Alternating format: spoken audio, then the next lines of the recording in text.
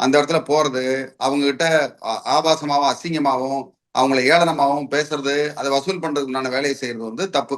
Actually அவங்க கணவர் மட்டும் இருந்தாலும் கூட அந்த மாதிரி போய் அதை செய்ய முடியாது. அதுவும் மனைவி சம்பந்தமே இல்லை பண்ணாங்கன்னா, இவங்க போய் ஒரு புகார் கொடுத்தாங்கன்னா காவல் நிலையத்துல கண்டிப்பா காவல் நிலையத்துல நடவடிக்கை எடுத்துதான் ஆகணும் அந்த நபர் மேல. ஓகே, அவர் கடன் கொடுத்திருப்பாரு, செஞ்சிருப்பாரு, போறாரு, அதெல்லாம் ரைட், அதெல்லாம் சிவில் குற்றம், சிவில் ராங். ஆனால் இது மாதிரி செய்யும் போது கண்டிப்பா இவங்க வந்து அந்த சம்பந்தப்பட்ட போலீஸ் ஸ்டேஷன்ல இந்த ஆதாரங்களோட போய் கொடுத்தாங்கன்னா அவர் மேல் நடவடிக்கை எடுத்து உடனடியா அவரை வந்து கைது செய்யணும். அதுதான் வந்து சரியான விஷயம் இந்த இடத்துல. அவர் வந்து உங்களால என்ன பண்ண முடியுமோ பண்ணு. நான் என்ன கடன் தானே வசூல் பண்றேன் அப்படிங்கிற மாதிரி ஒரு ஒரு லேடிஸ் அப்படின்னு பார்க்காம பேசுறாரு.